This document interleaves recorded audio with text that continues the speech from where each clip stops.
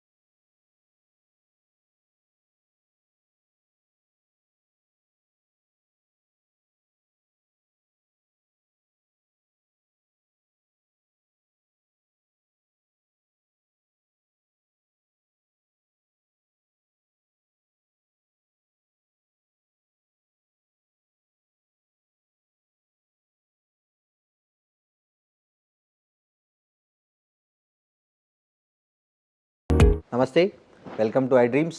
నేను మీ రొద్దం శ్రీనివాస్. ఇవాల్టి మన స్పెషల్ గెస్ట్ ఎవరో కాదు, ఒమేగా హాస్పిటల్స్ స్థాపించి తెలుగు రాష్ట్రాలతో పాటు సౌత్ ఇండియాలో కూడా అనేక మంది ప్రముఖులకు, సాధారణ పేషెంట్లకు కూడా అనేక అత్యాధునిక పద్ధతుల్లో చికిత్స అందిస్తున్నటువంటి డాక్టర్ మోహన వంశీ గారు మనతో ఉన్నారు. ఆయన హాస్పిటల్లో ఎప్పటికప్పుడు కొత్త కొత్త టెక్నాలజీతో పాటు కొత్త కొత్త చికిత్స పద్ధతులను ప్రవేశపెడుతుంటారనే పేరుంది ఆయనకి. ఆయనకు బెస్ట్ ఆంకాలజిస్ట్గా కూడా చాలా పేరు ప్రఖ్యాతులు గడించినటువంటి మోహన్ వంశీ గారు మనతో ఉన్నారు. నమస్తే సార్. నమస్కారం అండి. సార్, మోహన్ వంశీ గారు, క్యాన్సర్ కంటే ముందు మీరు ఒక మెడికల్ స్టూడెంట్గా జిప్మర్ నుంచి బయలుదేరి హైదరాబాద్లోకి ఎంట్రీ అయ్యారు కదా. అవునండి. ఆ ట్రావెల్ గురించి కొద్దిగా చెప్తారా? నేను నా ఎంబీబీఎస్ జిప్మర్ పాండిచేరిలో చేశానండి. అక్కడే కూడా ఎంఎస్ జనరల్ సర్జరీలో పోస్ట్ గ్రాడ్యుయేషన్ కూడా చేసేసి ఆ తర్వాత క్యాన్సర్ ఇన్స్టిట్యూట్ అడియార్లో నేను ఎంసీహెచ్ అంటే super specialisation course in oncology చేశానండి. That is way back in 1993. ఆ తర్వాత ఒక 1 year మణిపాల్లో పనిచేసి ఆ తర్వాత ఇంగ్లాండ్లో ఎఫ్ఆర్సిఎస్ కూడా కంప్లీట్ చేసి హైదరాబాద్లో గవర్నమెంట్ క్యాన్సర్ హాస్పిటల్లో అసిస్టెంట్ ప్రొఫెసర్గా జాయిన్ అయ్యానండి 94 ఆగస్ట్లో. ఓకే. ఇక ఆ తర్వాత 94 నుంచి ఇప్పుడు 31 సంవత్సరాలు హైదరాబాద్లోనే ఉండటం జరిగిందండి. ఒక 2.5 ఏళ్ళు గవర్నమెంట్ సర్వీస్లో ఉన్నాను. ఆ తర్వాత ఒక 8 ఏళ్ళు అపోలో హాస్పిటల్లో ఉన్నాను. ఒక 8 ఏళ్ళు వసుతారకం ఇండో అమెరికన్ క్యాన్సర్ ఇన్స్టిట్యూట్లో ఉన్నాను. ఇక ఆ తర్వాత 15 ఏళ్ళుగా ఒమేగా హాస్పిటల్తో ఉన్నానండి. సార్, అంటే అందరూ చాలామంది రకరకాల కోర్సులు తీసుకుంటారు సార్ స్పెషలైజేషన్కి. మీరు పర్టికులర్గా క్యాన్సర్ స్పెషలిస్ట్ కావాలనే ఆ థాట్ ఎట్లా వచ్చింది? అంటే మీకు ఏంటి దానికి? అంటే ఆ రోజుల్లో నాకు ఇన్స్పిరేషన్ మై టీచర్స్ అండి. ఓకే. పాండిచేరిలో జిప్మర్ అనేది సెంట్రల్ గవర్నమెంట్ ఇన్స్టిట్యూట్. అక్కడ తమిళనాడులో చాలా చోట్ల ఫెయిల్ అయిపోయిన కేసులన్నీ కూడా పాండిచేరి జిప్మర్కి వచ్చేవండి. అక్కడంతా ఫ్రీ ట్రీట్మెంట్ అండి. Central government institute free treatment. So అంతా చాలామంది పువర్ పేషెంట్స్ అంతా కూడా ఇక్కడ మెడ్రాస్లో ఫెయిల్ అయినా కూడా పాండిచేరి వచ్చి అక్కడ మా ప్రొఫెసర్స్తో చికిత్సలు చేయించుకునేవారు. అక్కడ మా యూనిట్ ఆంకాలజీ సర్జరీకి ఫేమస్ యూనిట్ అండి. ఓకే. మా టీచర్స్ ఇద్దరు కూడా. మీ ఫేవరెట్ టీచర్స్ ఇద్దరు నా యూనిట్లో, నేను వారి యూనిట్లో పనిచేసేవాడిని. ఎవరు సార్ వాళ్ళు పేర్లు ఏమన్నా? డాక్టర్ ప్రొఫెసర్ ఆర్ఎన్ సిబల్ అని, రెండో ఆయన డాక్టర్ ఎస్ఆర్ స్మైల్ అని, రాబిన్సన్ స్మైల్స్. వీళ్ళిద్దరు కూడా ఆంకాలజీ సర్జన్స్ అండి. వాళ్ళు రెగ్యులర్గా ఆంకాలజీ సర్జరీస్ చేసేవాళ్ళు బాగా. సో ఆ స్ఫూర్తితో నేను కూడా ఖచ్చితంగా ఆంకాలజీ సర్జరీ చేయాలని నిర్ణయించుకుని ఇక్కడ లక్కీగా అడయార్ క్యాన్సర్ ఇన్స్టిట్యూట్లో సీట్ సంపాదించుకున్నానండి. సార్ మీరు మీరు చెప్పినట్లు చాలా ఎక్స్పీరియన్స్ వచ్చిన తర్వాత హాస్పిటల్ పెట్టాలనుకున్నారు. సో ఎందుకు మీకు ఓన్గా హాస్పిటల్ పెట్టాలనిపించింది?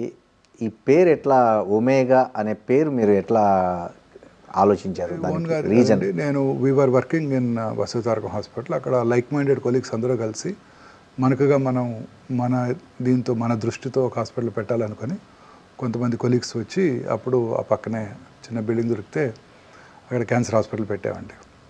ఒమేగా అంటే గ్రీక్ ఆల్ఫాబెట్లో omega is the last word అండి, లాస్ట్ లెటర్. ఓకే. ఆల్ఫాతో స్టార్ట్ అవుతుందండి గ్రీక్, ఏబిసిలోగా ఏ లాగా ఆల్ఫాతో స్టార్ట్ అవుతుంది. జెడ్ ఏమో ఒమేగా అండి. ఒమేగా అంటే ఇక ద అల్టిమేట్, ఇంకా మీకు క్యాన్సర్ చికిత్సలో అల్టిమేట్ చికిత్స ఇక్కడే దొరుకుతుంది ఓకే అని చెప్పే కాన్సెప్ట్ లో మీరు ఒమేగా అని పెట్టారు. ఎవరు సార్ ఈ పేరు? మీరే చూస్ చేశాను. మీరే రీసెర్చ్ చేసుకున్నారా? మా టీం అంతా కలిసి చూస్ చేశాం. టీం అంతా కలిసి చూస్ చేసుకున్నారు. సార్ ఈ world class cancer care locally అనే ఒక స్లోగన్ మీ హాస్పిటల్కి ఉంది సార్. అవునండి. అంటే ఎట్లుంటుంది సార్ మీ ట్రీట్మెంట్? కానీ కూడా మనం కొత్తగా ఇన్నోవేటివ్గా కొంతవరకు ఖర్చైన, ఉదాహరణకి ఈ చికిత్స పద్ధతులు కానివ్వండి, చికిత్స పరికరాలు కానివ్వండి, రోజు రోజుకి మారిపోతున్నాయండి. ఇదంతా కూడాను వరల్డ్ క్లాస్ చికిత్సా పరికరాలు ఎప్పటికప్పుడు మారిపోతూ ఉంటాయి. ఉదాహరణకి నేను మొదటి నుంచి కూడాను ఈ పరికరాల విషయంలో చాలా శ్రద్ధ తీసుకున్నానండి. భారతదేశంలో మన హైదరాబాద్ ప్రజలకి బెస్ట్ చికిత్సా పరికరాలు తీసుకురావాలని ఒక ఐడియాతోనే నేను స్టార్ట్ చేశాను. స్టార్ట్ చేసినప్పుడు కూడా అప్పుడు ఫస్ట్ డిజిటల్ మ్యామోగ్రాము, విమాట్ థెరపీ అనేది ఒక ప్రత్యేకమైన థెరపీ, అలా అనేక రకాల పరికరాలు తీసుకురావడం జరిగిందండి ఎప్పటికప్పుడు కూడా. ఓకే. ఆ తర్వాత కొత్త మ్యామోగ్రఫీ మెషిన్, 3D మ్యామోగ్రఫీ. ఆ తర్వాత ఇక్కడికి వచ్చినప్పుడు డిజిటల్ పెట్ స్కాను, భారతదేశంలోనే మొట్టమొదటిసారిగా డిజిటల్ పెట్ ఎంఆర్, భారతదేశంలోనే మొట్టమొదటిసారిగా కృత్రిమ మేధస్సుతో పనిచేసే రేడియేషన్ చికిత్సా పరికరము, అదే లీనియర్ యాక్సిలరేటరు, అలాగే డిజిటల్ పెట్ సిటీ, డిజిటల్ పెట్ ఎంఆర్తో సింక్రొనైజ్ చేసి రేడియేషన్ ట్రీట్మెంట్ ఇచ్చే పరికరం, ఈథోస్ పరికరం అన్నీ కూడా మొట్టమొదటిగా భారతదేశంలోనే మొట్టమొదటిగా మనం ఇండియాలోనే తీసుకురావడం జరిగిందండి. ఇవన్నీ ప్రాబ్లం ఏంటంటే ఇవన్నీ చాలా ఎక్స్పెన్సివ్ ఎక్విప్మెంట్ అండి. Okay. On top of it మొన్న జిఎస్టీ రిఫార్మ్స్ వచ్చే వరకు కూడా ఇన్ఫ్యాక్ట్ ఎవ్రీ ఎక్విప్మెంట్ మీద ట్యాక్స్ 37% ఉంటుందండి. మనం ₹1,00,000 పెట్టి కొంటే 37,000 ట్యాక్స్ కట్టాలి ఎక్స్ట్రా. అలా 100 కోట్లు పెట్టి మేము మెషిన్ కొన్నామంటే 37 కోట్లు ట్యాక్స్ కట్టాలండి. చాలాసార్లు రైజ్ చేయడం జరిగింది. నేను పర్సనల్గా ఈ ట్యాక్స్ పేయర్స్ మీట్లో ఫైనాన్స్ మినిస్టర్ గారు కూడా డైరెక్ట్గా అడగడం జరిగింది. ఇండియాలో తయారవని ఎక్విప్మెంట్ తెచ్చుకున్నప్పుడు మీరు ట్యాక్స్ వేయకూడదు. ఇండియాలో తయారవుతున్న ఎక్విప్మెంట్ మనం తెచ్చుకుంటే మేక్ ఇన్ ఇండియా ఫీల్కి మనం దెబ్బతీస్తున్నాం కాబట్టి అప్పుడు ట్యాక్స్ వేయండి. ఇండియాలో అసలు లేనటువంటి ఎక్విప్మెంట్ మనం ఇంపోర్ట్ చేసుకున్నప్పుడు ట్యాక్స్ వేయడం వల్ల బెనిఫిట్ ఉండదు దానివల్ల అని నేను చెప్పడం కూడా జరిగింది. బట్ ఈ సంవత్సరమే ఫస్ట్ టైం ఒక 10% ట్యాక్స్ తగ్గించారు. లేకపోతే ఇట్ వాస్ 37% అంటే లాస్ట్ ఇయర్ అండి. ఇప్పుడు తగ్గించారు, ఒక 27.8% ఎంతకు వచ్చిందండి. ఇప్పుడు కూడా ట్యాక్స్ కట్టాలండి. ఇప్పుడు ఉదాహరణకి చాలాసార్లు పాయింట్అవుట్ చేశానండి. ఇప్పుడు మీరు ఎయిర్ క్రాఫ్ట్ లీజ్కి తీసుకున్నారనుకోండి, ఇలా ఫలానా ఎయిర్వేస్ వాళ్ళు, ఎయిర్ ఇండియా వాళ్ళు ఒక ఎయిర్ క్రాఫ్ట్ లీజ్ తీసుకున్నారనుకోండి, ట్యాక్స్ ఎంత అండి? 3%.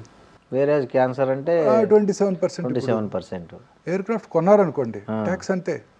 పర్సనల్ యూస్కి, ఉదాహరణకు ఒక పెద్ద ఇండస్ట్రియలిస్టు తన పర్సనల్ యూస్కి ఒక ఎయిర్ క్రాఫ్ట్ కొన్నారనుకోండి, అప్పుడు కూడా ట్యాక్స్ ఎంత అండి? 10%.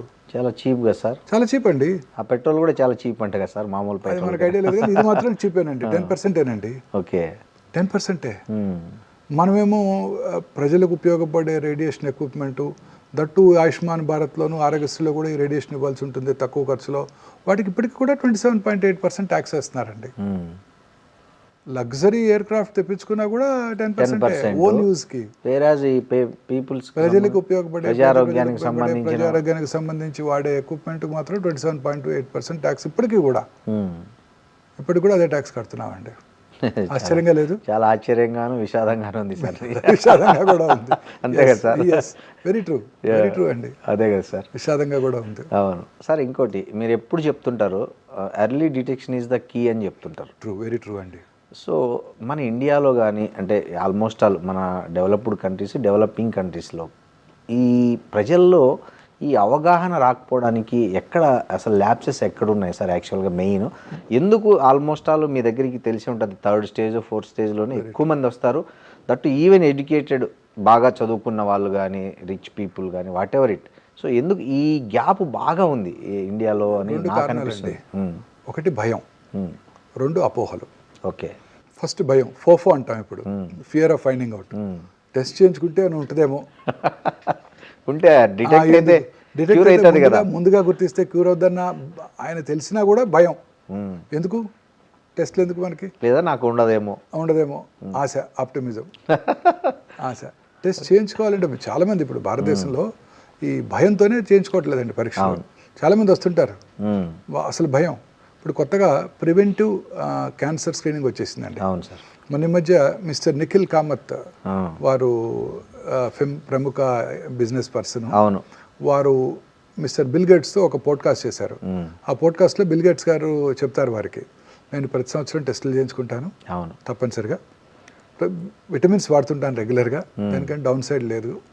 3వది ప్రివెంటివ్ క్యాన్సర్ స్క్రీనింగ్ చేయించుకుంటాను. ఈ ట్రెడిషనల్ టెస్టులు పెట్-సిటీ, పెట్టెంఆర్ వీటి పట్టుకోకముందే వే బిఫోర్ దట్ ఈ ప్రివెంటివ్ క్యాన్సర్ స్క్రీనింగ్ ద్వారా నేను క్యాన్సర్ అవటాన్ని పసిగట్టగలను.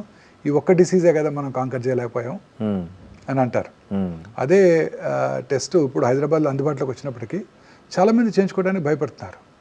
అంటే సార్ ఇక్కడ నాకు డౌట్, అంటే పీపుల్స్ అంటే అవగాహన లేకనా లేదా భయము అనేది పెడితే భయమే, అది దానికి ఎంత ఛార్జ్ అవుతుందో అనేది కూడా వాళ్ళకి అది కూడా ఛార్జ్ ఏముందండి, వాళ్ళు కొనుక్కునే ఫ్యాన్సీ కార్లో 100 వంతు ప్రైస్. ఓకే, ఎంత ఉంటుంది సార్ జనరల్గా? అప్రాక్సిమేట్లీ 80,000 నుంచి 3 లక్షల దాకా ఉంటుందండి. 50,000 నుంచి 3 lakhs వరకు. 80,000 నుంచి 3 early cancer detection test 80 to 3 lakhs packages అందుబాటులో అవునండి, చేసుకోవచ్చు. ఓకే, కానీ కాస్ట్ కోసం కదండి, భయపడుతుంటారు అంతే. ఓకే, ఏమైనా వస్తేమో, వస్తే ఇప్పటి నుంచి భయపడాలిగా, పోతే అప్పుడు పోతాంలే అనుకుంటూ ఉంటారు. తర్వాత అపోహలు. ఏంటి సార్ అపోహలు? చాలా మంది చెప్తుంటాము, ఏదో లంపు కనపడితే బయాప్సీ చేస్తానని. ఏంటి నీటిలు పెట్టి గుచ్చుతారా? గుచ్చితే తేనె తుట్టని కదిలిచ్చినట్టు కదిలి క్యాన్సర్ అంతా పాకిపోద్దట కదా అని అంటుంటారు. ఓకే, అయ్యా అప్పుడు చెప్తాను, అయ్యా ప్రముఖులు మీరు వాడే iPhone owner Steve Jobs, Manisha కొయిరాలాజీ, మిస్సెస్ సోనాలి బింద్రేజీ, రిషి కపూర్జీ, వీళ్ళంతా కూడా బయాప్సీ చేయించుకునే క్యాన్సర్ డయాగ్నోస్ చేసుకున్నారు. మీ అమ్మగారు ఇంట్లో బిర్యానీ చేస్తే టేస్ట్ తెలుస్తుందా? మీ అమ్మగారు అడిగినా తెలియదు కదా, ఒక చిన్న ముద్ద తింటేనే తెలుస్తుంది. సంజీవ్ కపూర్ మన టీవీలో మన ముందు బిర్యానీ చేసినా ముద్ద తిని చెప్తాడు. కరెక్ట్. ఇది కూడా అంతే, ఒక ముద్ద తినడం వల్ల బిర్యానీ టేస్ట్ పాడవుతుందా? పాడదు కదా. ఇది కూడా అంతేనండి, ఏం కాదండి అని చెప్పినా, ఎంత చెప్పినా అదే భయం. ఒక 100 వీడియోలు చేసి ఉంటాను క్యాన్సర్పై అపోహలు నిజాలని. ఇవాళ ఓపి నేను చేయటం ప్రారంభించి ఒక 20 ఏళ్ళు అయిపోయింది ఈ క్యాన్సర్పై అపోహల మీద. ఇవాళ కూడా ఒక డాక్టర్ లివర్ బయాప్సీ చేస్తారంటే అయ్యో పాకుతున్నామో కదండి అన్నారు డాక్టర్ గారు వారు. ఆయన ఇవాళ మార్నింగ్ ఓపీలో చాలాసేపు కన్విన్స్ చేసి డాక్టర్ గారు అలా కాదండి అని చెప్పి అన్నీ చెప్తే అప్పుడు రేపు వస్తానండి అని వెళ్ళిపోయారు. ఇంకా వస్తారో తెలియదు రేపు. మాది దైవాధీనం. ఇలా భయం అండి, అనేక రకాలైన భయాలు అపోహలతో క్యాన్సర్ డయాగ్నోసిస్ డిలే చేస్తున్నారండి. సార్ ఈ మధ్య ఒకటి వచ్చింది సార్ మార్కెట్లోకి, బహుశా మీరు చేశారు షార్ట్స్లో, కోడిగుడ్డు తింటే కూడా క్యాన్సర్ వస్తుంది, కోడిగుడ్లో కూడా చాలా యాంటీబయాటిక్స్ ఇవన్నీ వస్తున్నాయని ఈ మధ్య బాగా వైరల్ అయింది ఒక వీడియో. లేదు సార్, నేను దానికి లేదు సార్. అదేంటంటే ఇప్పుడు కొన్ని ఏదో ఒక కంపెనీ ఎగ్స్ ఇక్కడ ఉన్నట్టున్నారు, ఒక ఎగ్ ఫామ్, కోళ్ళ ఫామ్ హౌస్లో. ఆ ఫామ్స్లో ఏదైనా యాంటీబయాటిక్ వాడారు అక్కడ. ఆ యాంటీబయాటిక్ ట్రేసెస్ చాలా తక్కువ మోతాదులో ఎగ్లోకి వచ్చాయి. అది రాగానే ఇమ్మీడియట్గా దాన్ని పాపులరైజ్ చేయటం, ఈ ఎగ్ ఈ నైట్రోఫ్యూరాన్స్ ఎక్కువ క్వాంటిటీలో ఉన్నట్టయితే క్యాన్సర్ వచ్చేస్తుందని భయపెట్టడం జరుగుతుందండి. అతి చిన్న క్వాంటిటీస్లో నైట్రోఫ్యూరాన్ దాంట్లో కనుక్కున్నారు. అది ఏ రకంగా ఎవరికి హాని చేయదు. ఈ నైట్రోఫ్యూరాన్స్ అత్యధిక మోతాదులో తరచూ తిన్నట్టయితే చాలా కొన్ని ఎలుకల్లోనూ వీళ్ళలోనూ గినీపిక్స్లోనూ క్యాన్సర్ వచ్చిన దాఖలాలు ఉన్నాయని ల్యాబొరేటరీ డేటానే కాబట్టి ఇది లేదు. సో అసలు దాని గురించి ఆందోళన పడాల్సిన అవసరమే లేదండి. అది ఏ రకంగానూ క్యాన్సర్ కారకాలు కాదు. ఎగ్ అనేది ఒక పూర్తి ఆహారం అండి. ప్రతి నార్మల్ ఇండివిజువల్కి అలాగే పేషెంట్స్ కూడా, రోగులు కూడా పూర్తి ఆహారం అండి. అన్ని రకాలుగా అత్యంత మేలైన ఆహారం. ఎగ్ ప్రోటీన్ అనేది మన మనుషులతో ప్రోటీన్కి కంప్లీట్ సిమిలారిటీ ఉంటుందండి. తద్వారా పూర్తిగా అబ్జర్వ్ చేయబడుతుంది. ఆ ఎల్లో అంటామే యోక్లో, ఆ యోక్లో ఉండేది కూడా చక్కటి కొలెస్ట్రాల్. మనకు ఆ కొలెస్ట్రాల్ తప్పనిసరిగా అవసరం. ప్రతి వాళ్ళకి కూడా ఎగ్ తీసుకోవడం అన్ని రకాలుగా శ్రేయస్కరం అండి. సార్ ఇంకోటి, మీరు ఈ మధ్యనే ఒక ఫైండ్ అవుట్ చేశారు, ఈ షాంపూ నురగ వల్ల కూడా క్యాన్సర్ వచ్చే అవకాశం ఉంది అని అంటున్నారు. అంటే ఎలాంటి షాంపూలు సార్? అంటే కెమికల్ రిలేటెడా, లేకపోతే ఆర్గానిక్? కొన్ని ఆయుర్వేద షాంపూలు ఉన్నాయి మార్కెట్లో, కొన్ని ఏమో రకరకాల బ్రాండ్స్తో మామూలుగా ఉన్నాయి. అంటే ఎలాంటి షాంపూలు నురగల వల్ల అంటే వాళ్ళ తప్పు కూడా కాదండి. అదే కొన్ని రకాల షాంపూస్లో ఈ ఫోమ్ రావటం కోసం కొన్ని రకాల కెమికల్స్ వాడుతూ ఉంటారు. ఆ కెమికల్స్ ఎక్కువ కాలం వాడినట్టయితే మనకి కొన్ని రకాల వ్యాధులు, ఇరిటేషను, వెరీ రేర్లీ క్యాన్సరు, అలాంటి ఎగ్జిమా లాంటివి కూడా వచ్చే అవకాశాలు ఉంటాయండి. సో అందుకని ప్రిఫరబుల్గా మనందరూ కూడా న్యాచురల్ షాంపూస్, అంటే మనం రకరకాల కుంకుడుకాయ రసం, షీకాకాయ రసం, వీటితో చేసుకున్నవి అయితేనే, అంటే ఆ పేరుతో మార్కెట్లోకి వస్తున్న బ్రాండ్స్ మనం కేర్ఫుల్గా పరిశీలించినట్టయితే కొన్ని రకాల కెమికల్స్ని అవాయిడ్ చేసినట్టయితే సరిపోతుంది. అంటే ఏ తరహా కెమికల్? అంటే 2-3 రకాలు ఉన్నాయండి. పిహెచ్ఎస్ అని, థాలేట్స్ అని, వీటిని అవాయిడ్ చేస్తే సరిపోతుందండి. ఓకే సార్, ఈ మధ్య మీ అబ్జర్వేషన్ ప్రకారం మన రాష్ట్రాల్లో, తెలుగు రాష్ట్రాల్లో క్యాన్సర్ పేషెంట్లు విపరీతంగా పెరుగుతున్నారు. అది ప్రపంచమంతా అదే, ప్రపంచమంతా ఉంది. అంటే దానికి బేసిక్ రీజన్ ఏమంటారు సార్? ఐ మీన్ ఇంకా చాలా తక్కువ అండి మనం చూసేది. మన అంటే బయటపడలేదు కావచ్చు, బహుశా అండర్ రిపోర్టెడ్ చూసినా కూడా తెలియదు, చెప్పట్లేదు ఎవరు. అవును. ఇప్పుడు cancer is not a notifiable, ఒకప్పుడు ఎయిడ్స్ అట్లా ఉండేది, నాట్ ఏ నోటిఫైబుల్ డిసీజ్ కదండి. అందుకని చెప్పట్లేదు. క్యాన్సర్ ఇప్పుడు మనం వాళ్ళ ఒక పేషెంట్ వచ్చారంటే క్యాన్సర్కి మంచి ట్రీట్మెంట్ ఇస్తే సరిపోతుంది. నేను ఎవరికి నోటిఫై చేయాల్సిన అవసరం లేదు. అవును. అదే కరోనా వచ్చిందంటే ఇప్పటికీ కూడా నోటిఫై చేయాలి మనం. అవును. అలానే cancer is not a notifiable disease అండి. అందుకని అండర్ రిపోర్టెడ్. భారతదేశంలో 1.54 బిలియన్ పాపులేషన్లో ప్రభుత్వం వారు ఎస్టిమేట్ చేసింది 1.5 మిలియన్ క్యాన్సర్ పేషెంట్స్, కొత్త కేసులు. చైనా కూడా ఈక్వల్లీ పాపులేటెడ్ కంట్రీయే కదండి, 1.53-52 బిలియన్స్. అక్కడ 4.5 మిలియన్ కేసెస్, అంటే మనకు 3 రెట్లు ఎక్కువ. అంటే మీరు అండర్ రిపోర్ట్ కేసులు ఉంటాయి, చైనీస్ మనకన్నా మంచి హెల్దీ డైట్ తింటారు, చాలా న్యూట్రిషన్, ఆయిల్ కూడా తక్కువ తింటారు, బాగా తక్కువ తింటారు, అన్ని చక్కటి ఆహారం, చక్కటి ఎక్సర్సైజ్, ఫిట్గా ఉంటారు. అవును. మన దేశంలో ఎంత తక్కువ ఉందంటే ఎవరు నమ్మగలమండి, ఎక్కువ ఉంటుంది. అవును సార్. సో ఈ క్యాన్సర్ ఇన్సిడెంట్స్ పెరగడానికి రకరకాల కారణాలు ఉన్నాయండి. అందులో ముఖ్యమైనది ఏజింగ్. ఓకే. ఇంతకుముందు కరోనా వచ్చి చనిపోయేవారు, ప్లేగ్ వచ్చి చనిపోయేవారు, ఇన్ఫెక్షస్ డిసీజెస్ చనిపోయేవారు, కర్నరీ ఆర్టరీ డిసీజ్తో చనిపోయేవారు. ఇప్పుడు మనం అన్నీ కాంకర్ చేసాం సార్. ఇప్పుడు మనం వయసు పెరిగే కొద్ది, అంటే ఎక్కువ కాలం బ్రతికే కొద్దీ ఈ క్యాన్సర్ పేషెంట్లు ఎక్కువ మందిని చూస్తాం.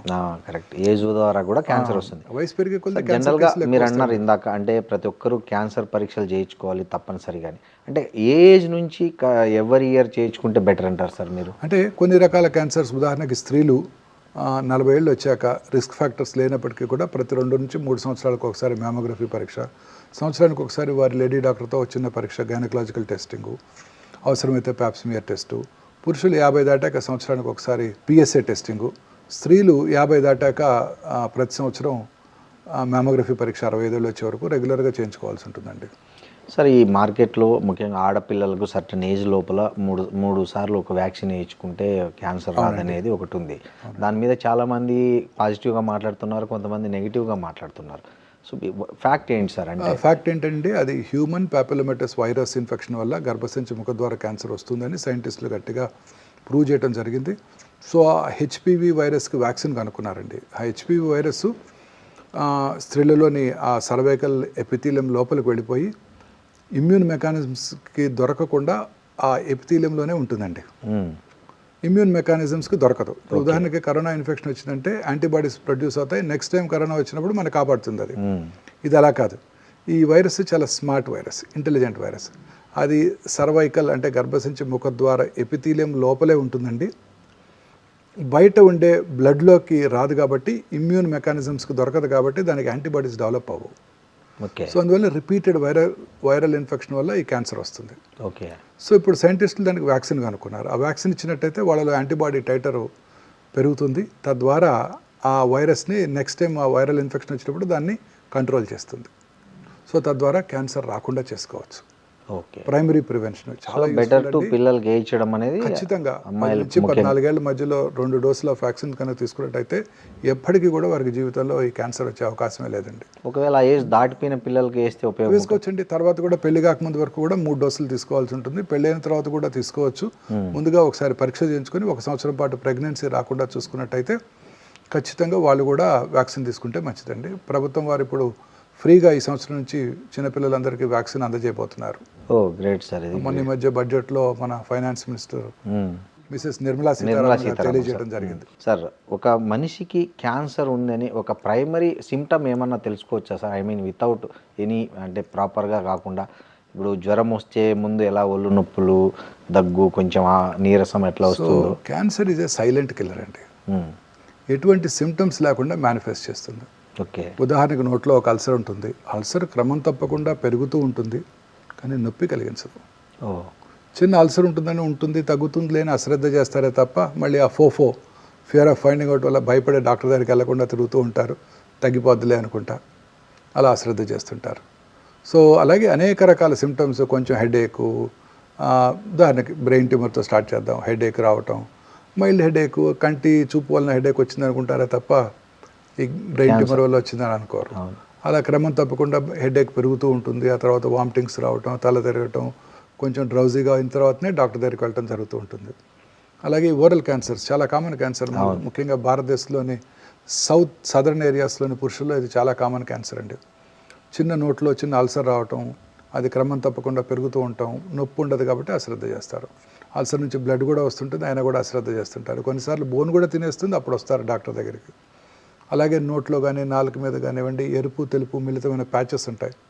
ఏ రకమైన సిమ్టమ్స్ కలిగించవు, అందుకని అందరూ దాన్ని అశ్రద్ధ చేస్తుంటారు. సో హోర్స్నెస్ ఆఫ్ వాయిస్, గొంతు బొంగురు పోవటం, మింగటానికి ఇబ్బందిగా ఉండటం, మింగినప్పుడు గొంతులో ఏదైనా ఒక ఫారిన్ బాడీ ఉన్నట్టు ఫీలింగ్ రావటం, వెయిట్ తగ్గిపోవటం, ఇవన్నీ కూడా అన్నవాహిక క్యాన్సరు, అప్పర్ ఫ్యారింజియల్ క్యాన్సర్ లక్షణాలు. ఇక లంగ్ క్యాన్సర్ లక్షణాలు కూడా చాలా సింపుల్గా ఉంటాయండి. మానని దగ్గు, స్మోకర్స్ అందరికీ ఉంటుంది స్మోకర్స్ కాఫ్. అందరూ దాన్ని అశ్రద్ధ చేస్తూ ఉంటారు స్మోకర్స్ కాఫ్ అని. మానని దగ్గు లాస్ట్ ఇయర్ కూడా వచ్చింది, అప్పుడు వెళ్ళి చూపించుకున్నాను, సిటీ స్కాన్ కూడా చేయించుకున్నాను, ఏమీ లేదన్నారు. ఈ సంవత్సరం కూడా అదే ఉంటుందిలే అని అశ్రద్ధ చేస్తుంటారు. దగ్గినప్పుడు వచ్చే ఫ్లెమ్లో రక్తం పట్టడం, లో గ్రేడ్ ఫీవర్ ఉండటం, లో గ్రేడ్ చెస్ట్ పెయిన్ ఉండటం, వెయిట్ తగ్గిపోవటం, ఇవన్నీ కూడాను ఈ లంగ్ క్యాన్సర్ లక్షణాలు. వీటిని కూడా అందరూ అశ్రద్ధ చేస్తుంటారు. ఇక దక్షిణ భారతదేశంలో పురుషుల్లో అత్యధికంగా కనబడే క్యాన్సర్లో ఈ స్టమక్ క్యాన్సర్, జీర్ణాశయ క్యాన్సర్ ఒకటండి. దీనికి కూడా పెద్దగా సిమ్టమ్స్ ఏ ఉండవు. కొంచెం ఫుడ్ తిన్నా పొట్ట ఫుల్ అయినట్టు ఉండటం, గ్యాస్ పట్టేసినట్టు ఉండటం, తేన్పులు రావటం, వామిటింగ్ రావటం, వామిటస్లో బ్లడ్ రావటం, ఇవన్నీ కూడా వెయిట్ తగ్గిపోవటం గ్యాస్ట్రిక్ క్యాన్సర్ లక్షణాలు. అర్లీ స్టేజ్లో అందరూ కూడా దీన్ని అశ్రద్ధ చేస్తుంటారు. నాకు గ్యాస్ ఉంది అనుకుంటారే తప్ప వెళ్ళి చెక్ చేసుకుందాం, ఎండోస్కోపీ చేసుకుందాం అని ఒకసారి కూడా ఎవరు అనుకోరనమాట. ఇలా అలాగే మలమూత్ర విసర్జన అలవాట్లో మార్పు రావటం, మోషన్లో బ్లడ్ పట్టడం. మోషన్లో బ్లడ్ పెడితే ఫస్ట్ నాకు పైల్స్ ఉన్నాయి, లాస్ట్ ఇయర్ కూడా ఉంది, అంత ముందు ఇయర్ కూడా ఉంది. అప్పుడు డాక్టర్ దగ్గరికి వెళ్ళాను, మెడిసిన్స్ తిన్నాము, డిసెంట్రీ ఉంది, బావర్చీలో తిన్నాను, ఇలా అనుకుంటూ ఉంటారు తప్ప చెక్ చికెన్ తిన్నాను, బ్లడ్ వచ్చింది, వేడి చేసింది, ఇలాంటి వెరీ ట్రూ, ఇలా అనుకుంటారే తప్ప వెళ్ళి చెక్ చేయించుకోరు. తద్వారా అనేక రకాలైన క్యాన్సర్స్ లేట్ స్టేజెస్లోనే కనబడుతున్నాయండి. సార్ ఇంకోటి సార్, అంటే నేను చాలా కామన్ ఒక కామెంటు చాలామందిలో, అన్ని అలవాట్లు మందు కొట్టి సిగరెట్ తాగి గుట్కాలు వేసుకొని పాన్లు వేసుకునే వాళ్ళు బాగా హెల్తీగా ఉంటున్నారు. చాలామంది మంచిగా రోజు ఎక్సర్సైజ్ చేసి మంచి ఫుడ్ తీసుకొని మంచి క్వాలిటీ ఫుడ్ మెయింటైన్ చేసి హెల్త్ మెయింటైన్ చేసి వీళ్ళు క్యాన్సర్ డిటెక్ట్ అవుతుంది. ఇది ఏంది అనేది కొంచెం చాలా మందిలో ఉండే ఒక కామన్ ఆర్గ్యుమెంట్ ఒకటి ఉంది సార్. అంటే ఇది అలా ఏం లేదండి. ఖచ్చితంగా స్మోక్ చేసే వాళ్ళలోనే లంగ్ క్యాన్సర్ వచ్చే అవకాశాలు ఎక్కువగా ఉంటాయి, ఓరల్ క్యాన్సర్స్ వచ్చే అవకాశాలు ఎక్కువగా ఉంటాయి. మీరు 100 మంది లంగ్ క్యాన్సర్ పేషెంట్ చూసామంటే అందులో 80 మందికి ఈ స్మోక్ చేసిన హిస్టరీ ఉంటుందండి. 12 ఏళ్ళ ఆడపిల్ల కూడా లంగ్ క్యాన్సర్ చూశాను, బట్ చాలా తక్కువ. స్మోక్ చేసే పురుషుల్లోనే లంగ్ క్యాన్సర్ వచ్చే అవకాశాలు చాలా ఎక్కువగా ఉంటాయండి. ఆల్కహాల్ తాగే వాళ్ళలో అన్నవాహిక క్యాన్సర్, ఓరల్ క్యాన్సర్స్ వచ్చే అవకాశాలు ఎక్కువ ఉంటాయి, లివర్ క్యాన్సర్ వచ్చే అవకాశాలు ఎక్కువగా ఉంటాయి. అలా అన్ని రకాలుగా దురలవాట్లు ఉన్న అందరిలోకి కూడా క్యాన్సర్లు వచ్చే అవకాశాలు చాలా ఎక్కువగా ఉంటాయి. సరే, ఎక్కడో ఒక చోట దురలవాట్లు లేని వాళ్ళలో వచ్చినప్పుడు దాన్ని హైలైట్ అవుతుంది తప్ప అది ఖచ్చితంగా కాదండి. 100% మీరు అనుకున్నట్టే దురలవాట్లు ఉన్న వాళ్ళలో క్యాన్సర్ వచ్చే అవకాశాలు చాలా చాలా ఎక్కువగా ఉంటాయండి. సార్ ఈ మందు లిమిట్గా తీసుకుంటే ఏం కాదు, సిగరెట్ లిమిట్గా తాగితే ఏం కాదు అనేది కూడా ఒకటి లేదండి. ఈ మధ్య అనేక అధ్యయనాల్లో తేలింది ఏంటంటే కొంచెం తీసుకున్న ఆల్కహాల్, ఒక 30 ml ఆల్కహాల్ తాగినా కూడా క్యాన్సర్ వచ్చే అవకాశాలు చాలా పెరిగిపోతాయి. ఇక నుంచి ఆల్కహాల్ బాటిల్స్ మీద కూడా it is injurious to health అని వాళ్ళు లేబుల్ అయిపోతున్నారు. స్మోకర్స్కి ఎలా వేస్తున్నారు, ఈవెన్ 30 ml కూడా. Yes okay. అమెరికన్ వాళ్ళ ఫిజిషియన్స్ మొన్న మధ్య జరిగిన సర్వేలో కూడా వాళ్ళు ఇదే నిర్ధారణ చేయడం జరిగింది. వాళ్ళ సర్జన్ క్యాన్సర్ పెరగడానికి ఈ ఆల్కహాల్ స్మోకింగ్ ఎట్లా దోహదం చేస్తాయి సార్? అంటే బాడీలో ఇప్పుడు స్మోక్ చేసిన మీకు 6 సెకండ్స్లో ఈ పొగాకులో ఉన్న 400 క్యాన్సర్ కారక రసాయనాలు బ్లడ్లో ప్రవహించి బాడీలో అన్ని భాగాలకు వెళ్ళిపోయి అన్ని చోట్ల క్యాన్సర్ కలిగిస్తాయి. ఇమాజిన్ చేయండి, ఇక్కడ స్మోక్ చేస్తే ఆడవాళ్ళలో గర్భసించి ముఖ ద్వారా క్యాన్సర్ వస్తుంది, బ్లాడర్ క్యాన్సర్స్, అన్ని రకాల క్యాన్సర్స్ వచ్చేస్తాయండి. అలాగే ఆల్కహాల్ తాగిన వాళ్ళు అనేక రకాలైన రసాయనాలు రిలీజ్ అయ్యి రకరకాల క్యాన్సర్స్కి దారితీస్తుందండి. ముఖ్యంగా అన్నవాహిక, gastric cancer, liver cancer, pharyngeal cancer. Okay. Smoke చేసే వాళ్ళలో 100కి ఒక 30 మంది క్యాన్సర్ వచ్చింది అనుకున్నామండి. ఆల్కహాల్ మాత్రమే తాగే వాళ్ళు 100కి 10 మందికి వస్తుంది అనుకున్నాం. రెండు కలిపి చేస్తే 30 + 10 40 కాదండి, 70% అండి. ఓకే. దాన్ని సినర్జిస్టిక్ ఎఫెక్ట్ అంటారు. అంటే ఒకదానికొకటి ఇంకా సహాయం చేసుకొని ఇంకెక్కువ క్యాన్సర్లు కలిగిస్తాయి. అవును సార్, ఇంకోటి ఉంది సార్, అంటే స్వీట్ తినొద్దండి. స్వీట్ అంటే బికాస్ ఆఫ్ షుగర్ ఓన్లీ బాడీలో క్యాన్సర్ కణాలు సర్వైవ్ అవుతుంటాయి. సో ఆ స్వీట్ అనేది తినకపోతే అవి ఆటోమేటిక్గా చనిపోతాయి అనే ఒక ఈ మధ్య ఒక ప్రచారం ఈ మధ్య కాలంలో వస్తుందండి. అన్నీ కూడా మితంగా తీసుకోవాలండి. ఈ షుగర్, వైట్ షుగర్ అనేది వెరీ డేంజరస్ అండి. ఓకే. ఈ వైట్ షుగర్ తీసుకోవడం వల్ల అనేక రకాలైన కారోనరీ ఆర్టరీ డిసీజ్ దగ్గర నుంచి అన్ని రకాల ఎయిల్మెంట్స్కి అదే కారణం అండి. ఓకే. సో దాన్నే మనం రెడీగా అవైలబుల్ షుగర్ అంటాము. దాన్ని రెసిస్టెంట్ స్టార్చ్ అని కూడా ఇప్పుడు కొత్త కాన్సెప్ట్ వస్తుంది. ఉదాహరణకి పొటాటోస్ని, బ్రెడ్ని కూడా ఒక రోజు ముందుగానే ప్రిపేర్ చేసి బాయిల్ చేసి రెఫ్రిజిరేటర్లో పెట్టుకుని తర్వాత వాడుకున్నట్టయితే పొటాటోస్ నెక్స్ట్ డేకి అవి కాంప్లెక్స్ కార్బోహైడ్రేట్ అవుతాయి. Simple carbohydrates are dangerous. ఇమీడియట్గా బాడీలో బ్లడ్ షుగర్ రైజ్ అవుతుంది, ఇన్సులిన్ పీక్ వస్తుంది, ఆ తర్వాత రెసిస్టెంట్ అవుతుంది, ఇన్సులిన్ రెసిస్టెన్స్ డెవలప్ అవుతుంది, పొట్టకు చుట్టూ కొవ్వులు పెరిగిపోతాయి, తద్వారా అనేక రకాల ఎయిల్మెంట్స్ రావడానికి అవకాశం ఉంటుంది. ఈ రెసిస్టెంట్ స్టార్చ్ అంటే తొందరగా జీర్ణం అవ్వదు, స్లోగా జీర్ణం అవుతుంది.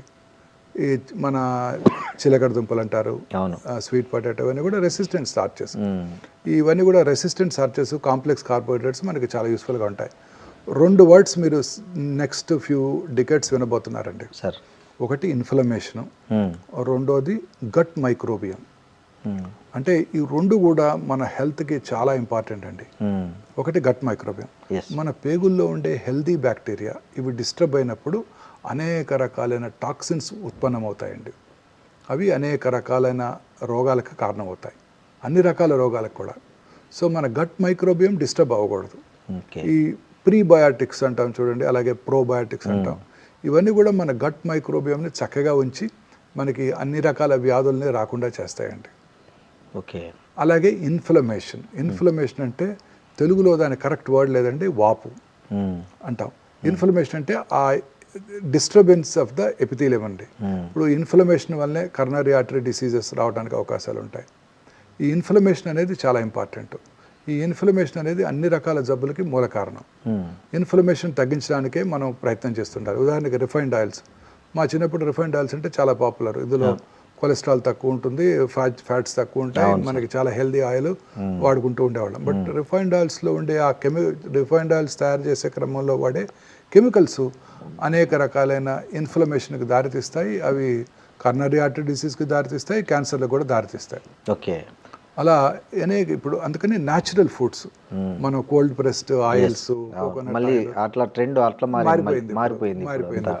వీటి వల్ల ఇన్ఫ్లమేషన్ తక్కువగా ఉంటుంది, గట్ మైక్రోబియం బాగుంటుంది, మనం హెల్తీగా ఉంటాం. ఏదైనా ఒకటండి, అన్నీ మితంగా తీసుకోవాలి.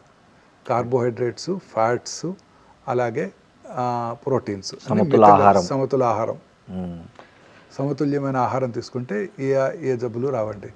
దాంతోపాటు దురలవాట్లకు దూరంగా ఉంటూ, పీచు పదార్థం ఎక్కువగా తీసుకుంటూ, రెగ్యులర్గా వ్యాయామం చేస్తూ, లీన్ బాడీ మాస్, ఊబకాయం రాకుండా సన్నగా ఉన్నట్టయితే అనేక రకాలైన జబ్బులకి ఇంక్లూడింగ్ క్యాన్సర్కి దూరంగా ఉండడానికి అవకాశం ఉంటుంది. సార్ ఇంకోటి కూడా ఉంది సార్, నేను లక్ష్మణ ఫలం అని, తర్వాత మీరు చెప్పిన చిలగడ దుంపలు అంటే మా గంజిగడ్డలు అంటారు, వాటిని తినడం అనేది యాంటీ క్యాన్సర్ అంటారు, అది అలాగే లేదండి, అన్ని రకాల ఫ్రూట్స్ కూడా యాంటీ క్యాన్సరే. వాటిలో ఎనీ ఫ్రూట్ అండి, అన్ని రకాల ఫ్రూట్స్ కూడా, ఫ్రూట్స్ మనకి అన్ని రకాలుగా మనకి మంచి ఆరోగ్యాన్ని అందజేస్తాయండి. ఓకే. సీజనల్ ఫ్రూట్స్, మన అవకాడోలు, బ్లూబెర్రీలు తినాల్సిన అవసరం లేదు. మన ఉసిరికాయలు, రేక్కాయలు సీజనల్, ఏ సీజన్లో ఇప్పుడు సీజన్ దొరికేవన్నీ ఈ సీజన్లో అన్ని దొరుకుతుంటాయి. సీతాఫలాలు, స్ట్రాబెర్రీస్ అన్ని దొరుకుతాయి. అవును సార్, మనకి ఏది దొరికితే అది. మనం ఫ్యాన్సీ కివీస్, అవకాడోస్, బ్లూబెర్రీస్ తినాల్సిన అవసరం లేదు. మల్బెర్రీస్, మన ఊర్లో మన దొరికే జామకాయ అవకాడో కన్నా 100 రెట్లు బెటరు. మన ఆకుకూరలు కాలే కన్నా 100 రెట్లు బెటర్. తోటకూర, చుక్కకూర, పాలకూర, గోంగూర, పచ్చలి కూర అన్నీ కూడా పవర్ హౌసెస్ అండి. స్పినాచ్ అంటారు ఇంగ్లీష్ వాళ్ళు, మన తోటకూరేనండి. అందులో ఉండే ప్రోటీను, మన కాలీఫ్లవర్, వాళ్ళు బ్రోకలీ తింటారు, మన చాలా ఖరీదైన కూరగాయ. మన కాలీఫ్లవర్ 10 రూపాయలు దొరుకుతుంది. అదే సేమ్ అండి, సేమ్ క్వాంటిటీ ఆఫ్ ప్రోటీన్, అన్ని పీచు పదార్థం, అన్ని ఓకే, ఎక్కడ ఏం మార్పే లేదండి. అవునా సార్? అవకాడో కన్నా మన జాంకాయ బెటరు, బ్లూబెర్రీస్ కన్నా మన ఉసిరికాయలు బెటరు. ఓకే. మన చిలకడ దుంపలు, గంజిగడ్డలు అంటారు చూడండి. సో ఎనీ ఫ్రూట్ అనేది రోజు మనకి సీజనల్ ఫ్రూట్, మనకి ఎప్పుడు ఈ సీజన్లో ఏం దొరికితే అది మంచిదండి. Okay sir. ఇంకోటి సార్, ఈ ఊరగాయలు ప్లాస్టిక్ డబ్బాల్లో పెట్టి ఇస్తున్నారు కదా, సో దానికంటే గాజు బాటల్లో ఉన్న ఊరగాయలు ఆరోగ్యానికి మేలు చేస్తాయి, వేరేజ్ ప్లాస్టిక్ బాటిల్స్లో పెట్టేవి కెమికల్ రియాక్షన్ జరిగి అవి తొందరగా క్యాన్సర్ రావడానికి కూడా కారణమవుతున్నాయి అనేది కూడా ఒకటి ఈ మధ్య వింటున్నాం. సో జనరల్గా ఊరగాయల మీద చాలా రకాల అభిప్రాయాలు ఉన్నాయి. కొంతమంది ఊరగాయలు ఫెర్మెంటెడ్ ఫుడ్స్ మనకి మేలు చేస్తాయి అంటారు. ఎనీథింగ్ ఫెర్మెంటేషన్ అనేది మన గట్ మైక్రోబియాని కాపాడుతుందండి. రోజు పొద్దున్నే తినే ఇడ్లీ, దోశ ఇవన్నీ కూడా మన ఫెర్మెంటెడ్ ఫుడ్స్, అవన్నీ కూడా గట్ మైక్రోబియాని కాపాడుతాయండి. రకరకాల దేశాల్లో, కొరియాలోను, మన ఇండియాలోను పెరుగుతో రకరకాల మన పదార్థాలు చేసుకొని తింటూ ఉంటాం. అవన్నీ కూడా మనకు చాలా మంచి ఆహారం. అలాగే ఊరగాయల్లో కూడా ఫెర్మెంటెడ్ బ్యాక్టీరియా ఉంటుంది, అది మన గట్ మైక్రోబియం మంచిదే, బట్ లిమిటెడ్ క్వాంటిటీస్. ఊరగాయలో ఉండేది ఏంటండి? సాల్ట్, కారం, ఆయిల్. సాల్ట్ మనకి ఇప్పుడు కూడా మంచిది కాదు, ఆయిల్ తక్కువగా తీసుకోవాలి, అన్ని సమపాలలో తీసుకోవాలి. వాటిలో చాలా ఎక్కువ ఉంటాయండి. కరెక్ట్ సార్, వాటిలో చాలా ఎక్కువ ఉంటాయి. సాల్ట్ ఎక్కువ అయిపోతే ఊరగాయ నిలవదు. మీరు సాల్ట్ తక్కువ వేసి ఊరగాయ పెట్టండి, 2వ రోజు ఫంగస్ వచ్చేస్తుంది, బూజు పట్టేస్తుంది. సో సాల్ట్, కారము, ఆయిల్ ఎక్కువ ఉంటాయండి. సో అన్నీ మనకు మంచివి కావు. తక్కువ మోతాదులో కొంచెం ఎప్పుడోకప్పుడు రుచి కోసం తీసుకోవచ్చు తప్ప ఊరగాయలు రెగ్యులర్గా వాడకూడదు. అది గ్లాస్ బాటిల్లో ఉన్నా, ప్లాస్టిక్ బాటిల్లో ఉన్నా డేంజరస్. ప్లాస్టిక్ బాటిల్స్ ఉన్నట్టయితే, ప్లాస్టిక్ బాటిల్స్ అనేది ఒక పెద్ద సైన్స్ అండి. అది ప్లాస్టిక్ బాటిల్లో మనం వాటర్ తాగకూడదు, ఊరగాయ తినకూడదు, టీ తాగకూడదు, ఫుడ్ తీసుకోకూడదు. పొద్దున్నే చేసే బ్రేక్ఫాస్ట్ మనం ఆర్డర్ చేస్తే ప్లాస్టిక్ దాంట్లోనే వచ్చేస్తుంది. అవును సార్. మీరు రోజు ఆర్డర్ చేస్తే వాటిని ఏమంటారు, 10 మినిట్స్లో ఫాస్ట్ ఫుడ్ డెలివరీ చేస్తుంటారు, జొమాటో. అవన్నీ కూడాను మీకు బ్లాక్ ప్లాస్టిక్, వైట్ ప్లాస్టిక్ వస్తుంటాయి. ఆ హీటెడ్ ఫుడ్ ఐటమ్ దాంట్లో వేసినప్పుడు దాంట్లోంచి, ఆ ప్లాస్టిక్లోంచి అనేక రకాలైన మనకు అవసరం లేని టాక్సిన్స్ మన ఫుడ్లోకి వచ్చి మన బాడీలోకి వెళ్ళిపోతున్నాయి. సో ఇవన్నీ కూడా అవాయిడ్ చేయాల్సిందేనండి. సార్ ఈ మధ్య పేపర్ ప్లేట్ల కల్చర్ ఎక్కువైంది. ఏ ఫంక్షన్ చూసుకున్నా, ఎక్కడ చూసుకున్నా చాలా మటుకు ఇంతకుముందు విస్తరాకులు, అరిటాకుల ప్లేస్లో ఇప్పుడు చాలా పేపర్ ప్లేట్లు వచ్చేసాయి. సో ఈ పేపర్ ప్లేట్ల కంటే దానికి వాడే కలరు, కోటింగ్ అనేది అవన్నీ కూడా చాలా డేంజరస్ అండి. మనం నేచర్తో ఫైట్ చేస్తున్నామండి. ఓకే, ప్రకృతితో మనం ఫైట్ చేస్తున్నాం. ప్రకృతితో ఫైట్ చేసినప్పుడు వచ్చేవన్నీ కూడా ఇలాంటి జబ్బులే. ఓకే. ఇప్పుడు మీరు పొద్దున్నే లేవగానే plastic toothbrush, plastic bristles, synthetic toothpaste, plastic tongue cleaner, plastic bucket, plastic మగ్గులో హాట్ వాటరు, ఆ తర్వాత ఇవన్నీ కూడాను. తర్వాత మీరు వెళ్ళగానే కారు, అందులో మన ట్రాపికల్ వెదర్లో కారు వేడిగా ఉంటుంది, లోపలికి వెళ్ళగానే ఆ కార్లో ఉన్న ప్లాస్టిక్స్ అన్ని కూడా ఎవాపరేట్ అయిపోయి స్మెల్ వస్తుంటుంది, అని మనం పీలుస్తుంటాము. ఇలా ప్లాస్టిక్ బాటిల్లో వాటర్ తాగుతూ ఉంటాము. ఇలా అనేక రకాలుగా మనం ఈ టాక్సిన్స్కి ఎక్స్పోజ్ అవుతున్నామండి. ఓకే. వీటి వల్లే ఈ క్యాన్సర్స్ యొక్క ఇన్సిడెన్స్, అంటే కొత్త క్యాన్సర్ రావడం పెరిగిపోతుంది బాగా. ఓకే సార్, ఇప్పుడు మన ఒమేగా హాస్పిటల్లో మీరు ఏఐ ఆధారిత క్యాన్సర్ నిర్ధారణ పరీక్షలు పెట్టారు కదా, సో ఏఐ ప్రాక్టికల్గా ఏ స్టేజ్లో డాక్టర్లకు యూజ్ అవుతుంది, పేషెంట్స్కి ఎట్లా బెనిఫిట్ అవుతుంది? అది అంటే కృత్రిమ మేధస్సు అనేది ఇంకా ఫ్యూచర్ మనందరికీ తెలుసు, అన్ని రంగాల్లోనూ కృత్రిమ మేధస్సే అవును sir going to play major role. In fact medical సైన్సెస్లో కూడా అది మేజర్ రోల్ ప్లే చేస్తుందండి. ఓకే. ఇప్పుడు ఉదాహరణకి రేడియలాజికల్ డయాగ్నోసిస్ కానివ్వండి, ఇదంతా కూడా ప్యాటర్న్ రిపోర్టింగ్ అంటారు. అంటే మనకున్న నాలెడ్జ్తో దాన్ని రిపోర్ట్ చేస్తుంటాం. సో అది ఏఐ చక్కగా చేసేస్తుంది. ఎందుకంటే ఏలో కొన్ని లక్షల ఆర్టికల్స్ దాంట్లో నిగూఢంగా ఉంచడం జరిగింది. సో అది చాలా ఫాస్ట్గా థింక్ చేసి ఆ రిపోర్టింగ్ చేయడానికి చాలా చక్కగా పనిచేస్తుంది. ఎనీథింగ్ ప్యాటర్న్ రిపోర్టింగ్ అంటాం. అదే కృత్రిమ మేధస్సు అవసరం లేదు, ఒక ప్యాటర్న్ అది, ఇది ఇలా ఉంటే ఇది ఒకరు చేసే పనిని 100 మంది చేస్తే ఎంత రిజల్ట్ వస్తుందో అలాంటి ఏ అంత ఫాస్ట్గా మీకు. ఇప్పుడు రేడియోథెరపీ ప్లానింగ్ ఉందనుకోండి, రేడియోథెరపీ ప్లానింగ్ ఉదాహరణకి గర్భసంచి ముఖద్వారానికి రేడియేషన్ ఇవ్వాలి. కామనెస్ట్ క్యాన్సర్ ఇండియాలో, సౌత్ ఇండియాలో గర్భసంచి ముఖద్వారాన రేడియేషన్ ఇవ్వాలని మనం ప్లాన్ చేసాము. రేడియేషన్ ఆంకాలజిస్ట్ చక్కగా ప్లాన్ చేసి వెనకాల ఉన్న మలద్వారం మీద, ముందున్న మూత్రాశయం బ్లాడర్ మీద రేడియేషన్ డోస్ పడకుండా ప్లాన్ చేసి చక్కగా పెట్టారు. బాగుంది, ఇచ్చేసాం. 3వ రోజు పేషెంట్ కొంచెం కాన్స్టిపేషన్ వచ్చింది. కాన్స్టిపేషన్ సహజం, రావచ్చు కదా ఆ వయసులో. అవును, వస్తుంది. కాన్స్టిపేషన్ వచ్చినప్పుడు రక్తం కొంచెం ఉబ్బుతుంది, ఎందుకంటే ఫీకల్ మ్యాటర్ అక్కడ మోషన్ అక్కడ ఉంటుంది కాబట్టి. అవును. ఉబ్బినప్పుడు గర్భసంచి ముఖద్వారాన్ని ఒక 2 మిల్లీమీటర్లు ముందుకు పుష్ చేస్తుంది. మరి మన రేడియేషన్ ఏమో ఇంతకుముందు ఎక్కడైతే గర్భసంచి ముఖద్వారం ఉందో అక్కడే ఇస్తుంది. తద్వారా పార్ట్ ఆఫ్ ద రేడియేషన్ రక్తం మీద పడుతుంది, part of the cancer radiation నుంచి తప్పించుకుంటుంది. ముందుకు మూవ్ అయింది కదా, మరి అక్యురసీ మిస్ అవుతుంది. ఈ ఏఐ బేస్డ్ లీనియర్ యాక్సిలరేటర్ అంటే రేడియేషన్ ఇచ్చే పరికరము, అందులోనే ఒక సిటీ స్కాన్ ఉంటుందండి. సో ఏ రోజు కాదు చూస్తుంది, అది జరిగింది చూస్తుంది, ఎక్కడ పెరిగి చూసిన తర్వాత దాంట్లో ఉన్న కృత్రిమ మేధస్సుతో ఆలోచిస్తుంది. అదేమిటి, నేను డాక్టర్ గారు ప్లాన్ చేసినప్పుడు గర్భసంచి ఎక్కడ ఉంది, ఇప్పుడేంటి 2 మిల్లీమీటర్ల ముందుకు జరిగింది అని ఆలోచిస్తుంది. కొత్త లొకేషన్కి అడాప్ట్ చేసుకుంటుంది. చేసుకొని మళ్ళీ రేడియేషన్ రీప్లాన్ చేసి డెలివర్ చేసేస్తుంది 3 నిమిషాల్లో. సో గ్రేట్, చాలా ఆశ్చర్యం కదండి, చాలా అద్భుతము, ఆశ్చర్యం, సంతోషకరం. అవును. ఎందుకు, ప్రిసైజ్గా రేడియేషన్ ఇవ్వటం వల్ల రేడియేషన్ రిలేటెడ్ సైడ్ ఎఫెక్ట్స్ తగ్గిపోయాయి, క్యూర్ అయ్యే అవకాశాలు కూడా పెరిగిపోయాయి. ఇది సామాన్య మానవుడికి సాధ్యం కాదు. వాళ్ళు చూసినా మళ్ళీ రేడియేషన్ రీప్లాన్ చేయాలంటే ఒక 20 గంటలు పడుతుంది. ఈ లోపల కాన్స్టిపేషన్ తగ్గిపోతుంది, పేషెంట్ మళ్ళీ నార్మల్ అయిపోతాడు. అలాగే బ్లాడర్లో యూరిన్ నిల్వ ఉంటుంది కదా. ఒకరోజు సడన్గా ఆయన రేడియేషన్కి వచ్చినప్పుడు ఆ స్త్రీ యూరిన్కి వెళ్ళాలనిపించింది. ఈ లోపల టెక్నీషియన్ రండి మేడం వచ్చేయమండి అంటారు. ఆ 2 నిమిషాలు కదా పెట్టుకుని వెళ్దామని వెళ్తారు. ఆ బ్లాడరు ఆ గర్భసంచి ముఖ ద్వారా వెనక్కి నెట్టుతుంది. ఈ ఏఐ పరికరం దాన్ని చూసి ఆ కొత్త లొకేషన్కి రేడియేషన్ ఇచ్చేస్తుంది. ఉదాహరణకి బ్రెయిన్లో ఒక 5 సెంటీమీటర్ల ట్యూమర్ ఉంది. ఇవాళ రేడియేషన్ ప్లాన్ చేయడం జరిగింది, చక్కగా రేడియేషన్ ఇచ్చాము. ఒక 9 రోజుల తర్వాత 5 సెంటీమీటర్ల ట్యూమరు 3.5 సెంటీమీటర్ల సైజుకు తగ్గిపోయింది. ఏఐ దాన్ని గుర్తిస్తుంది. మనం ప్లాన్ చేసినప్పుడు 5 సెంటీమీటర్ల ట్యూమర్కి మనం ప్లాన్ చేసాము, ఇప్పుడు సైజ్ తగ్గిపోయింది కాబట్టి రేడియేషన్ ఫీల్డ్ కూడా తగ్గిపోతుంది. సో పేషెంట్ కూడా చాలా యూజ్, దీనివల్ల అనవసరమైన ప్లేస్లో ట్రీట్మెంట్ జరగదు. తద్వారా రేడియేషన్ ప్లేస్లోనే కరెక్ట్ రేడియేషన్ పడుతుంది. Very good. Radiation related side effects అన్ని పూర్తిగా తగ్గిపోయాయి. రేడియేషన్ ప్రిసైజ్గా ట్యూమర్ మీదే డెలివరీ చేయడం వల్ల క్యూర్ అయ్యే అవకాశాలు కూడా పెరిగిపోతాయి. ఇది కృత్రిమ మేధస్సు యొక్క గొప్పతనం. అలాగే పెట్ సిటీ స్కాను, పెట్ ఎంఆర్ఐ స్కాన్స్ కృత్రిమ మేధస్సుతో పనిచేసినప్పుడు చాలా ఫాస్ట్గా చేసేస్తాయి. నార్మల్గా పెట్ సిటీ స్కాన్ చేయించుకున్నారనుకోండి ఎవరన్నా, అప్రాక్సిమేట్లీ 24 మిల్లీసివరెట్స్ ఆఫ్ రేడియేషన్ వస్తుంది ఆ పేషెంట్కి. రేడియేషన్ కూడా హజార్డస్సే కదా. అవును సార్, చాలా మూవ్ రేడియేషన్ వస్తుంది. ఈ కృత్రిమ మేధస్సుతో కూడిన పరికరాలు చాలా ఫాస్ట్గా మూవ్ అయిపోతాయి. ఆ 4 పొజిషనింగ్స్ అన్నీ కూడా ఫ్రాక్షన్ ఆఫ్ ఎ సెకండ్లో చేసేసి ఎంటైర్ స్కాన్ టైము 15 నిమిషాల నుంచి 3 నిమిషాలు తగ్గిపోయింది. తద్వారా రేడియేషన్ డోస్ తగ్గిపోతుంది, పేషెంట్కి వచ్చే రేడియేషన్.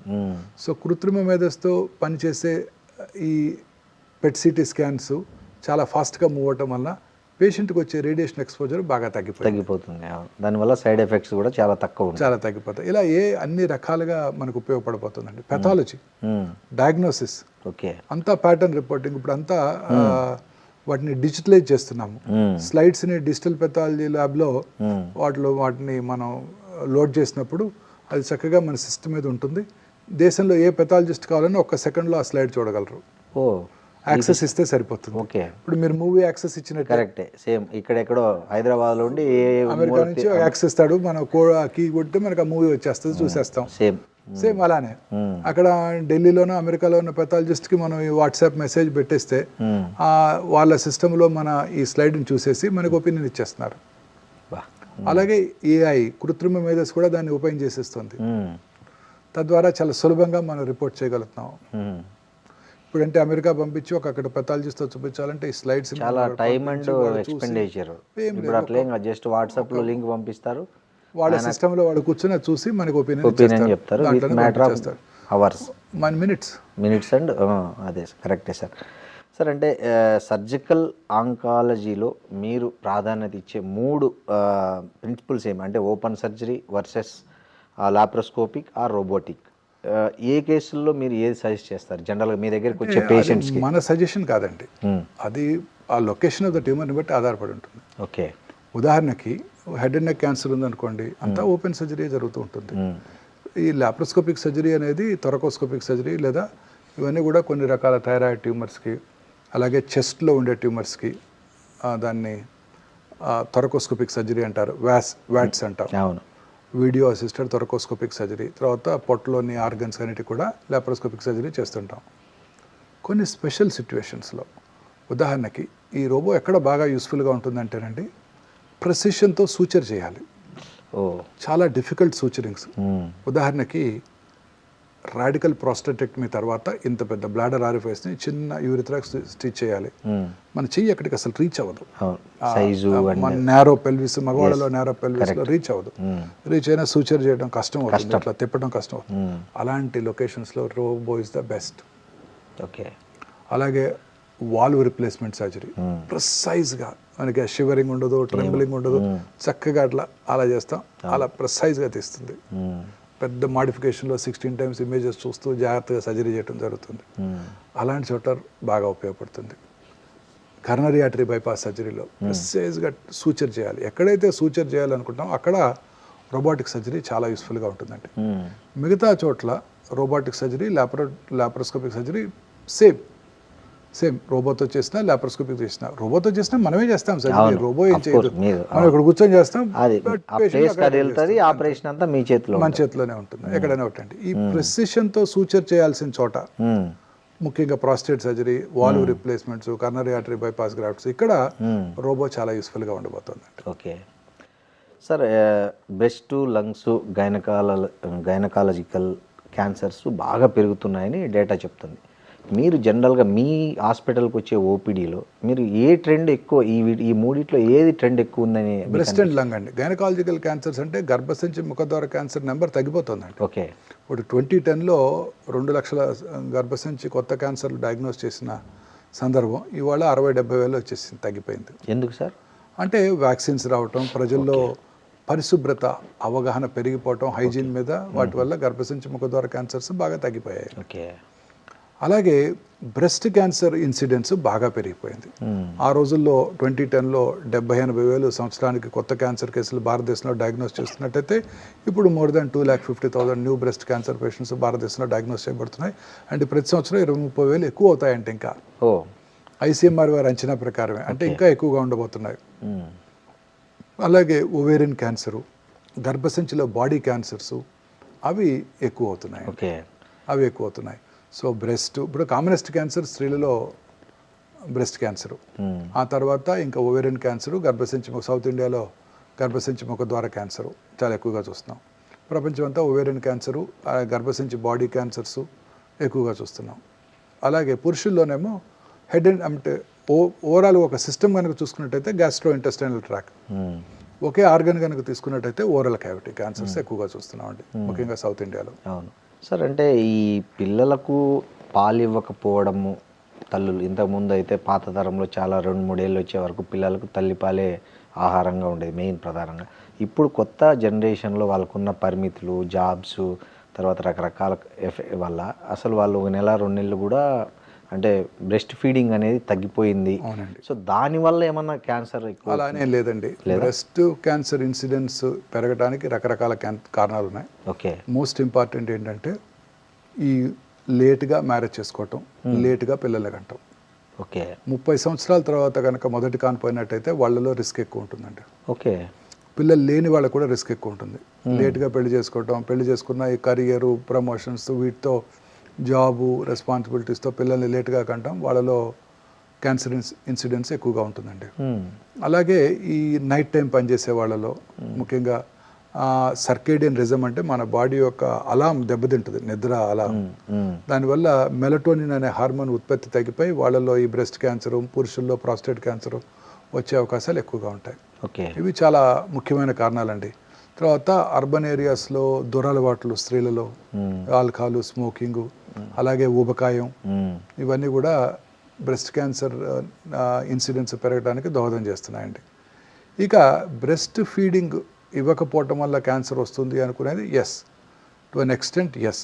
కానీ బ్రెస్ట్ ఫీడింగ్ ఇవ్వటం వల్ల ఏమొస్తుందంటే లాక్టేషనల్ ఎమెనోరియా వస్తుంది. అంటే బ్రెస్ట్ ఫీడింగ్ ఇస్తున్నంతకాలం జనరల్గా పీరియడ్స్ రావు. ఓకే. ఆ పీరియడ్స్ రానప్పుడు ఆ పీరియడ్స్ టైంలో వచ్చే హార్మోన్స్, ఈస్ట్రోజన్ హార్మోన్ పీక్స్ ఉంటాయి, అవి ఆగిపోతాయి. తద్వారా అది బెనిఫిషియల్గా ఉంటుంది తప్ప ఈ బ్రెస్ట్ ఫీడింగ్ ఇవ్వకపోవడం వల్లే బ్రెస్ట్ క్యాన్సర్ వస్తుంది అనే దాంట్లో అది పూర్తిగా నిజం లేదండి. ఓకే. మెయిన్ కారణం ఇదండి, లేటుగా పిల్లల కంటాం, దురలవాట్లు, ఊబకాయము, ఇవన్నీ కూడా ఈ బ్రెస్ట్ క్యాన్సరు ఇన్సిడెన్స్ పెరగడానికి ముఖ్య కారణాలు. ఈ మధ్య సోషల్ మీడియాలో ఇంకో చర్చ నడుస్తుంది సార్, వైఫై వల్ల కూడా క్యాన్సర్ పెరుగుతుంది. ఎప్పుడు వైఫైలో పనిచేయడం, వైఫై కనెక్టెడ్గా సిస్టమ్స్ ముందు కూర్చోవడం, లేదా వైఫై కనెక్టెడ్గా మొబైల్స్ దగ్గర పెట్టుకోవడం, బాడీకి అతి దగ్గరగా పెట్టుకోవడం, అది కూడా ఒక రీజన్ అవుతుంది అనేది. ఇది ప్రూవెన్ కాదండి, ఓకే, ఇంకా ప్రూవెన్ కాదు. వైఫై వల్లే క్యాన్సర్ వస్తుందని ప్రూవెన్ కాదండి. దాని మీద ఇంకా చాలా రీసెర్చ్ జరగాల్సి ఉంటుందండి. ఓకే. బట్ బేసిక్గా అట్లాంటి అలాంటి ఎన్విరాన్మెంట్ తక్కువ ప్రాబబ్లీ ఉండవచ్చు కూడా, అన్లెస్ సమ్ అధ్యయనాలు ఏమైనా తేలితే తప్ప మనం ఖచ్చితంగా ఇది అని చెప్పలేమండి. అంటే సైంటిఫిక్గా ప్రూవ్ కాలేదు. సో కాబట్టి దాన్ని ఖచ్చితంగా నిర్ధారించలేము ఇప్పుడు. ఓకే సార్, మీపై వచ్చే రివ్యూస్లో ఎక్కువగా హ్యూమన్ వాల్యూస్ ఉన్న డాక్టర్ అని చాలా కామెంట్స్ పెడుతుంటారు. మీ వీడియోలకు కానీ మీ షార్ట్స్కి కానీ చాలామంది కామెంట్లు చదివితే హ్యూమన్ వాల్యూస్ ఉన్న డాక్టర్, బెస్ట్ డాక్టర్ అనే కామెంట్లు ఎక్కువ నేను చూసిన యాక్చువల్గా. సో ఒక క్యాన్సర్ పేషెంట్తో మాట్లాడేటప్పుడు అసలు మీ మైండ్ సెట్ ఎట్లా ఉంటుంది సార్ జనరల్గా? మనం ఒకటి అర్థం చేసుకోవాలండి, పువర్ పేషెంట్ అయితే వాళ్ళకి ఎక్స్పెన్సివ్ ట్రీట్మెంట్స్ చెప్పనేకూడదు. ఓకే. వాళ్ళు ఎక్కువ ఇబ్బంది పడతారు, కొనుక్కోలేమన్న బాధ వాళ్ళలో ఉంటుంది. అలానే చాలా కష్టం అండి ఆంకాలజీ ప్రాక్టీస్ చేయడం, చాలా కష్టం. ఎందుకంటే ఈ ఆంకాలజీలో అనేక రకాలైన న్యూయర్ అడ్వాన్సెస్ వచ్చాయి. ఇవన్నీ కూడా చాలా ఎక్స్పెన్సివ్ అండి. ఈ ఆర్టిఫిషియల్ ఇంటెలిజెన్స్తో పనిచేసే చికిత్సా పరికరాలు చాలా ఎక్స్పెన్సివ్. మెషినే ఎక్స్పెన్సివ్, $4 million ఉంటుంది. యాన్యువల్ మెయింటెనెన్స్ కాంట్రాక్టే $750,000 ఉంటుంది. దానికి తోడు మన కస్టమ్స్ ఇప్పుడే మనం డిస్కస్ చేసాము, మెయింటెనెన్స్ కూడా జిఎస్టీ కట్టాలి, మెయింటెనెన్స్ కాంట్రాక్ట్ కూడా జిఎస్టీ కట్టాలి. సో అన్నీ కూడా ప్రొహిబిటివ్లీ ఎక్స్పెన్సివ్ అండి. ఇప్పుడు రాబోయే మందులు, వచ్చిన కొన్ని మందులు కూడా చాలా ఖర్చుతో కూడుకున్నాయండి. ఇప్పుడంతా ఫ్యూచర్ అంతా కూడా ఇమ్యూనోథెరపీ అనండి. ఇప్పుడు నేను కూడా మీకు ఇచ్చే సలహా ఏంటంటే, మీరందరూ ముందు మిమ్మల్ని మీ ఫ్యామిలీకి ₹1 కోటి ఇన్సూర్ చేయించుకోండి. కారణం ఏంటంటే వచ్చే మందులన్నీ అలా ఎక్స్పెన్సివ్ ఉండబోతున్నాయి. అవన్నీ పేటెంటెడ్ మాలిక్యూల్స్, అంతే పేటెంట్ లాస్ అంటారు. వాళ్ళు తప్ప ఇంకెవరు తయారు చేయకూడదు నెక్స్ట్ 10 నుంచి 15 సంవత్సరాలు. ఇందువల్ల అవి చాలా ఖర్చుతో కూడుకున్నాయి. ఇవి చెప్పడం చాలా కష్టం అండి. చెప్తే ఒక బాధ, చెప్పకపోతే ఒక బాధ. చెప్పలేదనుకోండి, ఇంట్లో పిల్లాడు ఉంటాడు, చిన్న పిల్లాడు ఎవరో ఉంటాడు, గూగుల్ చేస్తాడు, అమ్మ ఇక్కడ కొత్త మెడిసిన్ ఉంది ఇమ్యూనోథెరపీ అంటాడు, ఈ డాక్టర్కి తెలియదు, చెప్పలేదు అంటాడు. వాళ్ళు అడుగుతుంటారు, చెప్పాలనే బాధగా ఉంటుంది. సామాన్య ప్రజలు లక్షలు పోసి కొన్ని క్యూర్ అయ్యేటట్టుంటే మనం ఎంతైనా ఖర్చు పెట్టుకోమని చెప్పచ్చు. క్యూర్ కానీ దానికి ఇమ్యూనోథెరపీ పెట్టుకోండి, టార్గెటెడ్ థెరపీ పెట్టుకోండి, 8 నెలలు బతికేవాళ్ళు 40 నెలలు బతుకుతారు, 10 నెలలు బతికేవాళ్ళు 30 నెలలు బతుకుతారని చెప్పడం కూడా మనం చాలా కష్టంగా ఉంటుందండి. ఓకే. క్యాన్సర్ ప్రాక్టీసు అసలు వైద్యులు కూడా చాలా సవాలుగా మారిందండి. ఒక చిన్న ఉదాహరణ చెప్తాను. నేను చదువుకున్న ఊళ్ళో మన జిల్లాలోనే ఒక మంచి డాక్టర్ గారు ఉన్నారు. అద్భుతమైన వ్యక్తి, వైట్ ప్యాంట్ వైట్ షర్ట్ వేసుకుంటారు, జస్ట్ బల మీద కూర్చొని ప్రాక్టీస్ చేస్తారు. ఆయన ఫిలాసఫీ ఏంటంటే, నా చిన్నప్పుడు ఆయన చూశాను నేను, ఆయన ఫిలాసఫీ ఏంటంటే పేదలకు అందరికీ కూడా తక్కువ ఖర్చుతో వైద్యం చేయాలి, ఊరికే టెస్టులు రాయకూడదు. సో మనం ఇప్పుడు కాదు, 4-5 ఏళ్ల క్రితం వరుసగా 4-5 పేషెంట్లు వచ్చారు నాకు అక్కడ నుంచి, ఖమ్మం నుంచి. ఏంటంటే లంప్ బ్రెస్ట్ పెరిగిపోయింది, అయ్యో నేను తెలుసు కదా మీకు, మరి ఏంటి రాలేదు అంటే, మన డాక్టర్ గారిని కలిసాం, ఏం లేదన్నారు, చూసి ఏం లేదన్నారు. అయ్యో ఒక మ్యామోగ్రఫీ చేసినా సరిపోయేది అనుకుంటారు వాళ్ళే అంటున్నారు. సో టెస్ట్ చేస్తే ఒక బాధ, చేయకపోతే ఒక బాధ. కరెక్ట్. టెస్ట్ చేసామా కమర్షియల్ టెస్టులు చేస్తున్నారు ఊరికే, చేయకపోతేనేమో నిర్ధారణ మిస్ అయ్యి లేట్ స్టేజ్ డయాగ్నోసిస్. చాలా కష్టమైపోతుందండి అసలు. గ్యాస్ట్రోఎంట్రాలజిస్టులు చిన్న గ్యాస్ కడుపులో మంట అంటారు, ఎండోస్కోపీ చేస్తే ఒక బాధ, ఊరికే గ్యాస్ మంటకి వెళ్తే ఎండోస్కోపీ చేసి 3,000 తీసుకున్నారు డాక్టర్ అంటారు.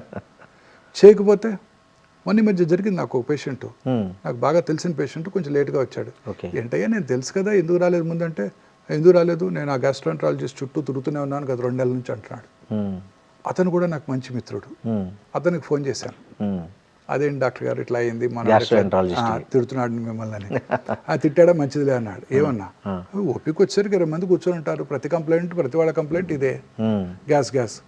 అందరికీ నేను ఎండోస్కోపీ చేశాను అనుకో, పక్కా కమర్షియల్, కడుపులో మంట అంటే ఎండోస్కోపీ చేసి 3,000 తీసుకున్నాడు డాక్టర్ అంటారు.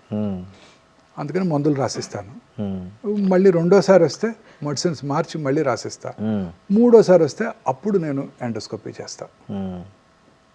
ఆ మూడోసారికి 2 నెలలు అయిపోతుంది, 15 రోజులు, నెల రోజులు అయిపోద్ది, జబ్బు ముదిరిపోవచ్చు కూడా. సో డాక్టర్ మెడికల్ ప్రాక్టీస్ చాలా కష్టతరం అయిపోయిందండి. ఒక రకంగా టెస్ట్ రాస్తే ఒక బాధ, టెస్ట్ రాయకపోతే ఒక బాధ, స్కానింగ్ చేస్తే ఒక బాధ, చేయకపోతే ఒక బాధ, చాలా కష్టం అండి ఇప్పుడు. సార్ మీ దగ్గరికి మన తెలుగు రాష్ట్రాలతో పాటు చాలా పక్క రాష్ట్రాల వాళ్ళు కూడా చాలా సుదూర నుంచి మీ దగ్గరికి పేషెంట్లు వస్తుంటారు, చాలా రకరకాల నగరాల నుంచి, రాష్ట్రాల నుంచి వస్తుంటారు కదా సార్. సో అంత దూరం నుంచి వచ్చే పేషెంట్ల కోసం మీరు ఏమన్నా ప్రత్యేకంగా, అంటే వాళ్ళ డ్యూరేషన్ తగ్గించడానికి, బాధ తగ్గించడానికి ఏమన్నా స్పెషల్గా ఏమైనా ఒక ప్రోగ్రామ్ లాంటిది ఏమైనా డిజైన్ చేశారా? లేదండి, మనకు ఖచ్చితంగా ఇక్కడ దగ్గరలో అకామిడేషన్స్ అన్నీ మనకు ఫిక్స్డ్గా ఉన్నాయి, తక్కువ ఖర్చులో బయట దొరుకుతాయి అకామిడేషన్స్. ఇప్పుడు మోస్ట్ ఆఫ్ ద చికిత్సలు వచ్చిన రోజే స్కానింగ్ చేయడం, మోస్ట్ ఆఫ్ దమ్ అపాయింట్మెంట్ తీసుకుని వస్తారు కాబట్టి వచ్చిన రోజే స్కానింగ్ చేసేయటం, మధ్యాహ్నానికల్లా రిపోర్ట్ ఇచ్చేయటం, కానీ సర్జరీ చేయాలన్నా నెక్స్ట్ డేకి సర్జరీ చేసేయటం సరిపోతుంటుందండి. ప్రాబ్లం వల్ల ఈ రేడియేషన్ చికిత్స, ఈ రేడియేషన్ చికిత్స కూడా అనేక రకాలైన న్యూవర్ చికిత్సలు వచ్చాయండి. ఇప్పుడు సైబర్ నైఫ్ చికిత్స, ఇంతకుముందు 30-40 రోజుల్లో వచ్చే రేడియేషన్ చికిత్స ఇప్పుడు 4-5 రోజుల్లో ఇచ్చేస్తున్నాం. వాళ్ళు తొందరగా మళ్ళీ చక్కగా వాళ్ళు ఊరు వెళ్ళిపోవడానికి దూరం నుంచి వచ్చారు. మొన్న మధ్య వచ్చారు ఒక ప్యాంక్రియాటిక్ క్యాన్సర్ పేషెంట్, అక్కడ దుర్గాపూర్ స్టీల్ ప్లాంట్ అక్కడ నుంచి వచ్చారండి. ఇక్కడెక్కడికో వచ్చి ఇక్కడ ప్యాంక్రియాటిక్ క్యాన్సర్, ఇంకా ఇనాపరబుల్ డిసీజ్ అంటే చిన్న ట్యూమర్ అంటే నా దగ్గరకు వచ్చారు, చూసి ఒక వీడియో చూసి సైబర్ నైఫ్ చేయించుకుందామని. చక్కగా 5 రోజుల్లో ట్రీట్మెంట్ ఇవ్వడం, చక్కగా హ్యాపీగా వెళ్ళిపోవడం జరిగిందండి. బంగ్లాదేశ్ నుంచి more than 30 మంది కార్సినోమా ప్రాస్టేట్ క్యాన్సర్ పేషెంట్లు వచ్చారండి 3-4 సంవత్సరాల్లో. చక్కగా 5 రోజుల్లోనే ఈ సైబర్ నైఫ్ చికిత్స చేయటం, వాళ్ళు చక్కగా పూర్తిగా సాటిస్ఫైడ్గా వెళ్ళిపోయారు. వాళ్ళే ఇంకో 30 మంది పేషెంట్లు పంపిస్తారు నెక్స్ట్ 2 ఏళ్లలో. అదే అంటే అంతంత దూరం నుంచి వచ్చే వాళ్ళ కోసం మీరు స్పెషల్గా చికిత్సా విధానాలతో చక్కగా చేయగలుగుతున్నాం. ఓకే సార్, ఈ మధ్య రష్యా వ్యాక్సిన్ ఒకటి బాగా ఫేమస్ అయింది, అది వస్తుంది, క్యాన్సర్ ముఖ చిత్రాన్నే మార్చేస్తుంది. రష్యా ఇండియాకంతా మొత్తం ఫ్రీ వ్యాక్సిన్ ఇస్తుందని ఒకటే చర్చ జరుగుతుంది సోషల్ మీడియాలో. మనిషి ఆశాజీవి అండి, అంతేనా? ఈ రష్యన్ ఆ వ్యాక్సిన్స్ ఏది కూడా ఇంతవరకు బయట ప్రపంచంలో దాన్ని పూర్తిగా టెస్ట్ చేయబడి ఇంతవరకు లార్జ్ పాపులేషన్స్ మీద ఇచ్చి రిజల్ట్స్ ఏమీ లేవు. ఓన్లీ రష్యాలో అప్రూవ్డ్ అయిన వ్యాక్సిన్ అయిన కూడా లేదండి. వాళ్ళు ఏదో ఒక మన న్యూస్ ఐటమ్ లాగా వచ్చింది తప్ప వాళ్ళ సైంటిఫిక్ పబ్లికేషన్స్ ఏమీ చెప్పలేదు. ఇదేదో ఒక mRNA వ్యాక్సిన్ కోలన్ క్యాన్సర్ పేషెంట్స్లో కొంచెం యూస్ఫుల్గా ఉంటుందని వాళ్ళు ఏదో ఒక నోట్ ఇచ్చినట్టు అనేక రకాలైన స్టడీస్ చెప్తున్నాయి ఇప్పటి వరకు. అంతే తప్ప దాని మీద అధ్యయనాలు కానీ వాళ్ళు చేసిన రీసెర్చ్ పబ్లికేషన్స్ కానీ ఏమీ కూడా ఇంతవరకు పబ్లిష్ అవ్వలేదు. రష్యా ఇప్పుడు ప్రాక్టికల్లీ అన్ అండర్ డెవలప్డ్ కంట్రీ అండి ఇప్పుడున్న వార్ పరిస్థితుల్లో. సో వాళ్ళు ఇలాంటి చాలా బహుళంగా ఈ వ్యాక్సిన్ అందరికీ అందుబాటులోకి తెచ్చి, అది అందుబాటులోకి వచ్చిన తర్వాత అందరికీ ఉపయోగపడి సైడ్ ఎఫెక్ట్స్ లేకుండా ఉన్నప్పుడే దాన్ని మనం గుర్తించడం జరుగుతుంది.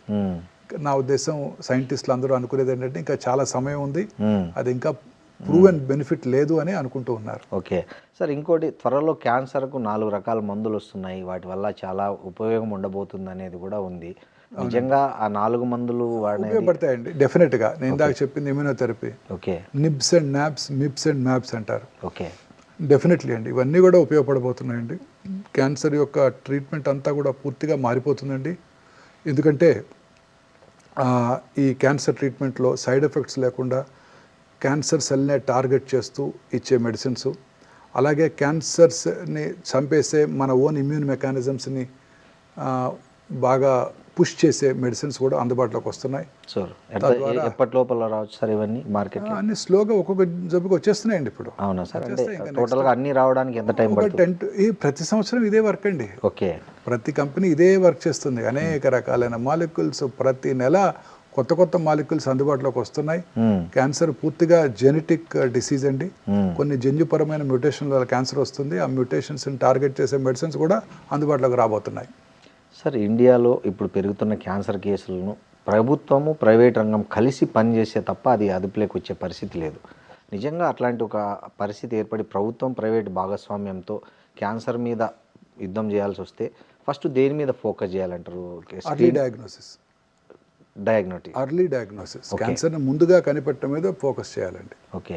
క్యాన్సర్ని ముందుగా కనిపెడితే క్యూర్ అయిపోతాయండి ఆటోమేటిక్గా. ఓకే. ప్రజల్లో ఒక అవగాహన పెంచడం, ప్రజల్లో ముందుగా గుర్తించడానికి వాళ్ళందరికీ స్క్రీనింగ్ పద్ధతుల్ని, స్క్రీనింగ్ టెక్నిక్స్ని వాళ్ళందరికీ అందుబాటులో ఉంచడం ప్రైవేట్ హాస్పిటల్ వల్ల అయ్యే పని కాదు. ఓకే. ప్రైవేట్లో ఉన్న స్పెషలిస్టులు అలాగే ప్రభుత్వం దగ్గర ఉన్న వనరులతో ఇది ఖచ్చితంగా చేయగలమండి. ఓకే. అలా కనుక చేసినట్టయితే క్యాన్సర్ని ముందుగా గుర్తిస్తే ఏ క్యాన్సర్ అయినా క్యూర్ చేయడానికి అవకాశం ఉంటుందండి. సరే, మీకు ఈ 32 years అట్లా ఎక్స్పీరియన్స్లో మీకు ఛాలెంజింగ్గా అనిపించిన సర్జరీ ఏదైనా ఉందా సార్? ఈ మొత్తం మోర్ దెన్ ఛాలెంజింగ్ అన్ని technically not a great demanding surgeries కాదండి. ఓకే. ప్రాబ్లం వల్ల ఏంటంటే పేషెంట్ యొక్క జనరల్ కండిషన్ బాగోనప్పుడు వారి హార్ట్ ఎలా విత్ స్టాండ్ అవుతుందో ఈ సర్జరీ అనేదే భయం అండి. చాలాసార్లు అదే మెయిన్ ప్రాబ్లం. ఓకే. అనేక రకాల న్యూవర్ ఎక్విప్మెంట్ అందుబాటులోకి వచ్చాయి. ప్రిసైజ్గా చూస్తున్నాము, లాప్రోస్కోప్తో చేస్తున్నాము, ప్రిసైజ్గా మనం అన్ని రకాల ఎక్స్పర్టైజ్ అందుబాటులో ఉంది. ఒక సర్జరీ చేయమండి. ఇప్పుడు ప్యాంక్రియాటిక్ సర్జరీ అంటే నేను మా కొలీగ్ సర్జికల్ గ్యాస్ట్రాంటాలజిస్ట్ ఉంటాను. అలా ప్రతి సర్జరీ కూడా కలిసి చేస్తుంటాం. సో ఛాలెంజ్ అనే దానికన్నా పేషెంట్ తట్టుకుంటారా లేదా అనేదే భయం. ఓకే. ఎందుకంటే క్యాన్సర్స్ జనరల్గా ఓల్డ్ ఏజ్లోనే వస్తుంటాయి. Correct sir. సార్ మీది laparoscopic oncology me specialisation sir.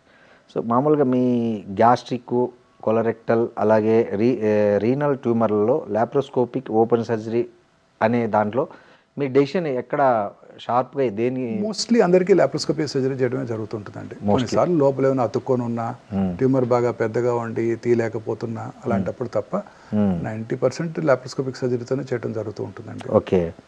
Thank you sir. Thank you very much. మీ విలువైన సమయాన్ని మాకు కేటాయించినందుకు, అలాగే మా ప్రశ్నలన్నిటికీ చాలా ఓపిక్గా వివరంగా సమాధానాలు చెప్పినందుకు చాలా థ్యాంక్స్ అండి. Thank you very much. And for more videos, Please subscribe to iDream. Please subscribe to iDream. Please subscribe iDream. And please subscribe to iDream.